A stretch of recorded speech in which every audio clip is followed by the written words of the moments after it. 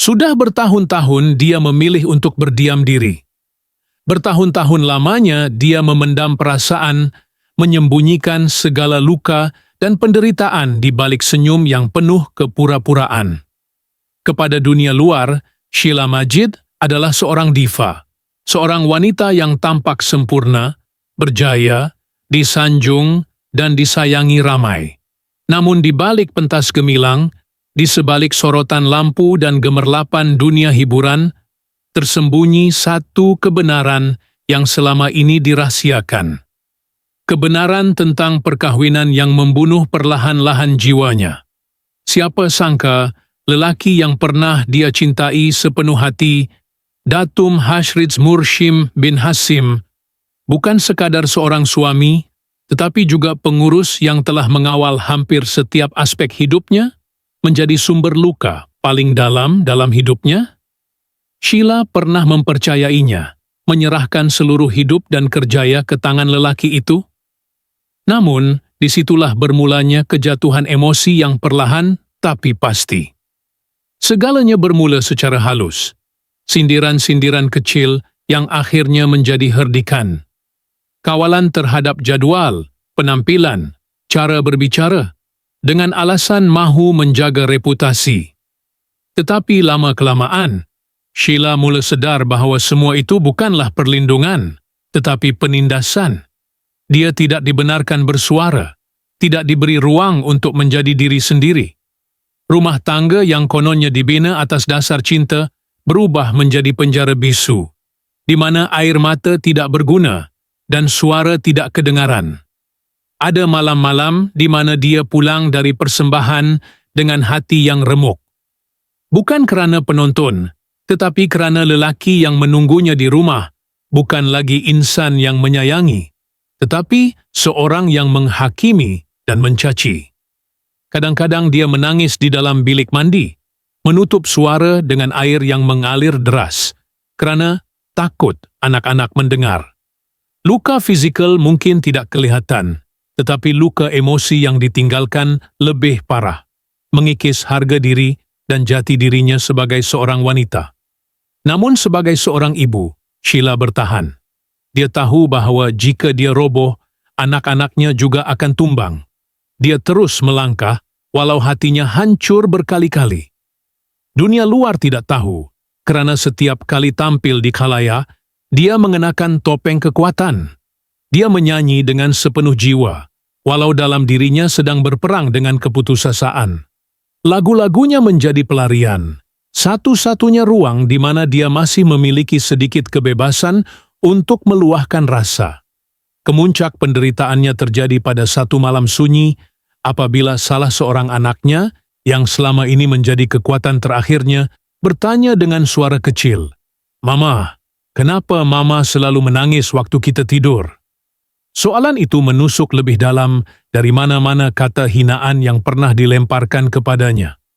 Saat itu, Sheila tahu bahawa dia tidak boleh terus berdiam. Diamnya bukan lagi perlindungan, tetapi racun perlahan yang membunuh seluruh keluarganya. Setelah bertahun-tahun dikurung dalam sangkar sunyi, Sheila akhirnya memutuskan untuk bersuara. Bukan untuk membalas dendam, tetapi untuk menyelamatkan diri. Dan lebih penting lagi, menyelamatkan anak-anaknya dari mewarisi trauma yang sama. Dia tidak mahu mereka membesar dengan anggapan bahawa cinta harus disertai pengorbanan yang menyakitkan. Dia tidak mahu mereka belajar bahawa berdiam diri adalah cara untuk bertahan. Maka dia angkat suara, bukan di media, bukan di pentas, tetapi dalam kehidupan sebenar. Dia memulakan proses pembebasan dengan penuh keberanian, walaupun itu bermakna dia harus berdiri seorang diri. Kini, setelah semua badai yang dilaluinya, Sheila hidup dalam keheningan yang berbeza.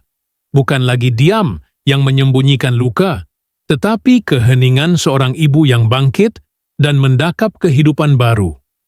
Dia kini tidak lagi disokong oleh cinta lelaki, tetapi oleh kasih anak-anak dan kekuatan dari luka-luka lama yang telah membentuknya menjadi wanita yang luar biasa. Walau di sekelilingnya ramai yang bertanya, "Mengapa baru sekarang?" dia hanya tersenyum. Karena hanya dia yang tahu, untuk bersuara setelah sekian lama berdiam memerlukan kekuatan yang tidak semua orang mampu miliki. Sheila Majid tidak lagi menjadi mangsa dalam kisah hidupnya.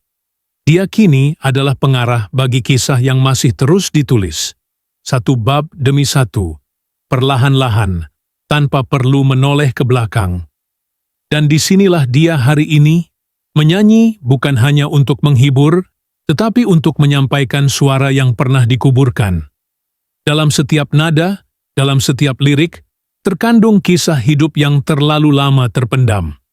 Namun, walau kisahnya kini terbuka, perjalanan belum selesai. Dan apa yang menanti di hadapan, hanya masa yang akan menentukan. Dia masih menyimpan gaun biru tua itu, gaun yang pernah dipakai saat konser ulang tahunnya yang ke-40. Gaun itu kini tergantung diam dalam almari kayu, terselit di antara kostum-kostum pentas yang sudah lama tidak disentuh.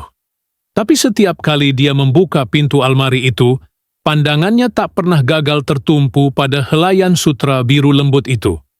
Disitulah, malam terakhir sebelum hatinya benar-benar retak, malam di mana dia menyanyi dengan senyuman palsu, dan pulang ke rumah dengan mata sembab yang hanya diketahui oleh bantal usang dan langit-langit kamar yang menjadi saksi setia air matanya.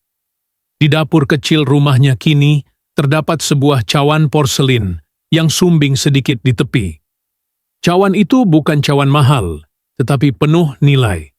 Ia adalah satu-satunya yang dia simpan daripada rumah lama mereka. Rumah yang dulunya penuh tawa, tetapi akhirnya sunyi seperti makam. Setiap pagi, dia akan mengisi cawan itu dengan kopi pahit, duduk di meja kayu yang sedikit goyah, dan menatap keluar jendela, memikirkan betapa sunyinya hidup jika bukan karena kehadiran anak-anak yang menjadi denyut nadi terakhirnya. Di dinding bilik anak lelakinya, masih tergantung lukisan kecil berbingkai hitam, gambar ibu sedang menyanyi di pentas, dilukis dengan krayon warna-warni yang tidak sekata. Di sudut lukisan itu tertulis dengan tulisan besar, "Mama kuat." Setiap kali dia lemah, setiap kali hatinya hampir terjerat kembali ke dalam kenangan lama, dia akan berdiri di hadapan gambar itu. Bukan untuk membanggakan diri, tetapi untuk mengingatkan kembali siapa dirinya di mata anak-anaknya. Bahwa dia bukan hanya seorang penyanyi, bukan hanya seorang bekas istri, tetapi seorang ibu yang tak pernah berhenti berjuang. Dan jika seseorang melihat bilik tidurnya hari ini, mereka mungkin tidak menyangka itu milik seorang legenda.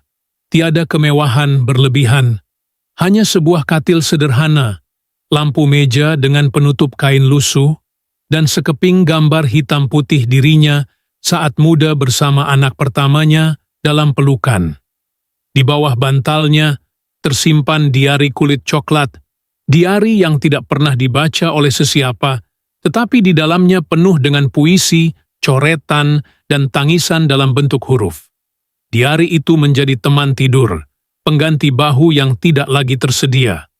Setiap malam sebelum tidur, Sheila menyikat rambut panjangnya di hadapan cermin kecil yang sedikit retak di penjuru. Retakan itu terjadi selepas satu malam pertengkaran hebat. Malam di mana dia melemparkan berus rambut ke arah cermin dalam keadaan putus asa. Dia tidak menukar cermin itu. Bagi orang lain, itu hanya sekeping cermin pecah.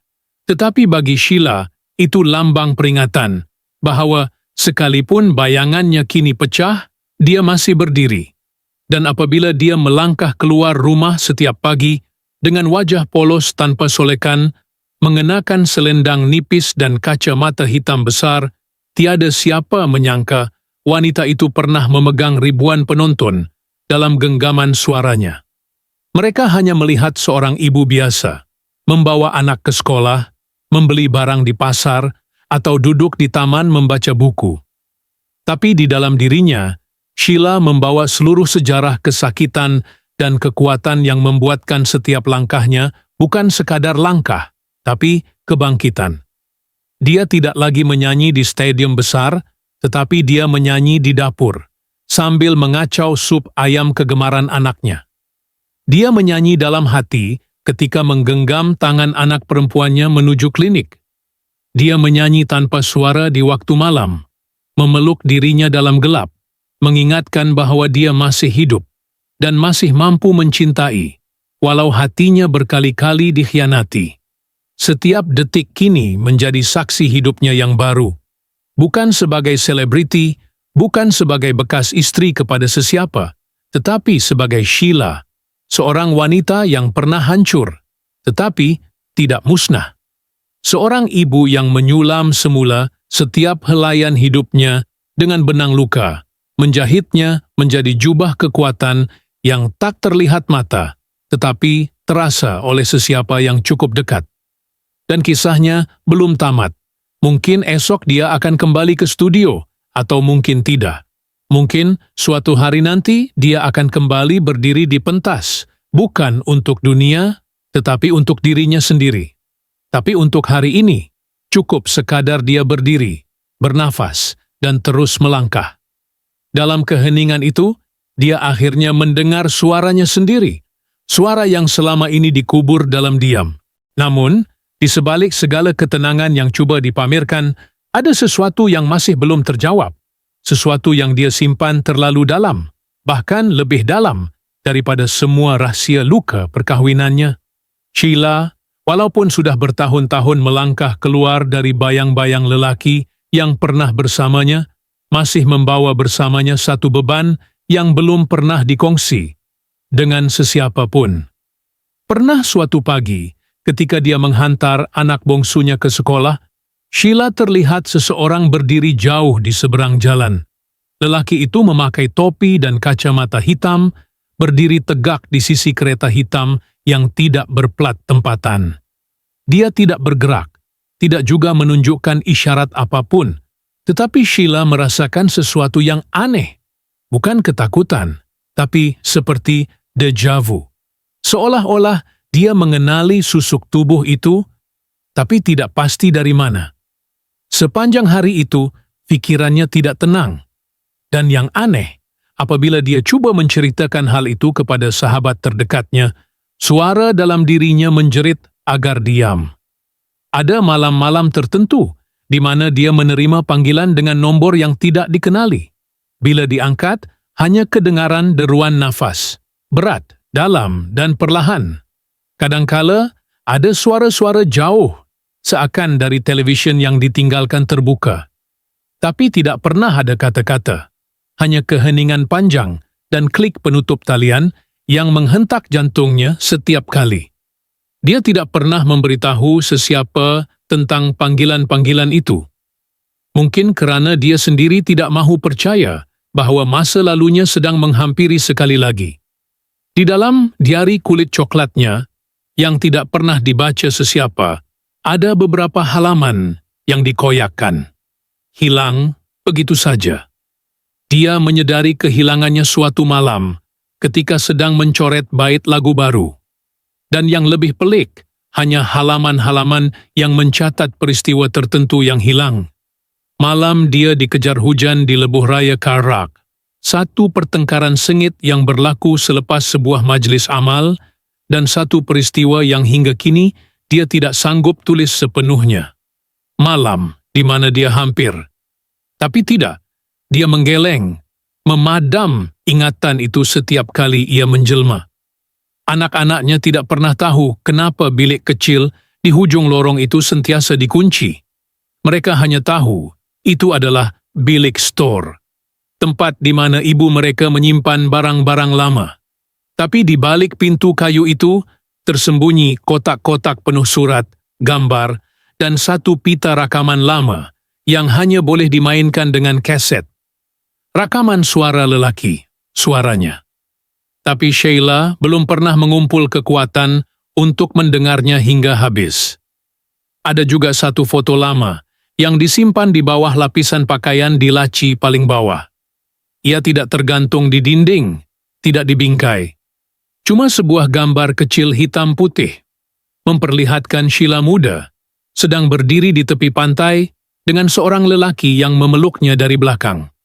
Wajah lelaki itu hampir kabur, namun senyuman Sheila ketika itu begitu berbeza. Penuh hidup, penuh harapan. Tapi siapa lelaki itu sebenarnya?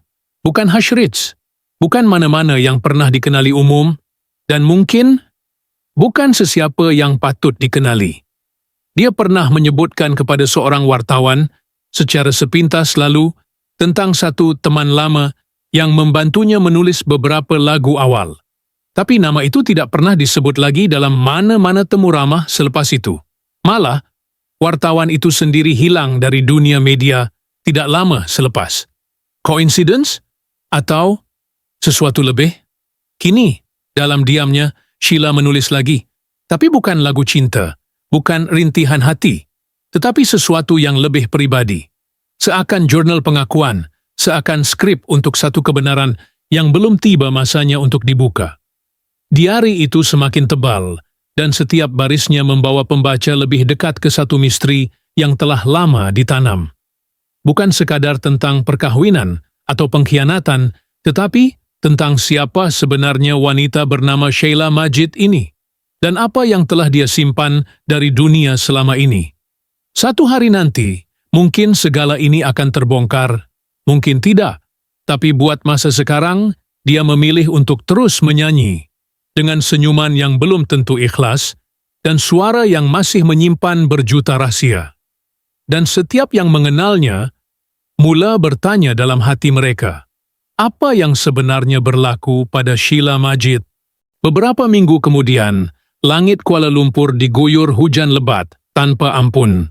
Di dalam rumah kecil itu, cahaya temaram dari lampu lantai membias ke seluruh ruang tamu yang sunyi. Suara rintik hujan di luar bercampur dengan dentingan piano yang samar dari bilik belakang. Piano lama yang sudah bertahun tidak disentuh. Tapi malam itu bunyinya kembali bergema. Pelan, ragu-ragu, seolah-olah jari yang menyentuhnya sedang mencari-cari sesuatu yang telah lama hilang. Sheila duduk di bangku kayu, memejamkan mata. Jemarinya meluncur di atas tuts piano, membentuk melodi yang tidak pernah ditulis. Ia datang dari tempat yang lebih dalam dari hati, tempat yang belum pernah disentuh oleh lirik, apalagi oleh dunia luar. Di atas piano terletak satu sampul surat berwarna kuning tua, sedikit lusuh. Tiada nama, tiada alamat. Hanya satu garis tangan halus di penjuru. Untuk akhirnya. Dia tidak membukanya malam itu. Anak-anaknya sudah tidur, seperti biasa. Rumah sepi, hanya disinari cahaya dari lilin kecil di sudut meja makan. Satu lilin, seperti malam-malam sebelum ini. Seperti malam-malam yang belum pernah diceritakan. Ada sesuatu dalam keheningan itu yang lebih kuat dari suara, lebih nyaring dari jeritan. Sesuatu yang tidak boleh dipaksa keluar, tidak boleh dibentuk dengan kata-kata. Sheila bangun perlahan dari piano. Dia memadam lilin itu dengan hujung jari yang sudah lama tidak memakai cincin. Matanya menatap keluar jendela. Hujan masih turun, tetapi dalam bayangan samar, dia melihat bayang seseorang berdiri di tepi jalan, tidak bergerak, sama seperti dahulu. Atau mungkin hanya khayalan. Dia tidak pasti. Atau dia sebenarnya sudah terlalu biasa melihat bayang-bayang? Dia menarik tirai perlahan, lalu berjalan ke biliknya. Sampul surat itu masih di atas piano. Tidak disentuh. Dibiarkan begitu saja, seolah-olah dia sendiri takut dengan isinya. Mungkin esok dia akan membukanya. Mungkin tidak. Di luar, hujan semakin reda. Tapi di dalam dirinya, badai belum pernah benar-benar berhenti. Hanya menjadi sebahagian dari dirinya. Dan malam pun berlalu, seperti banyak malam lain yang telah datang dan pergi, membawa rahasia yang hanya diketahui oleh dinding, hujan, dan suara yang tidak pernah sempat diluahkan sepenuhnya. Apakah dia benar-benar telah bebas, atau kisah ini baru sahaja bermula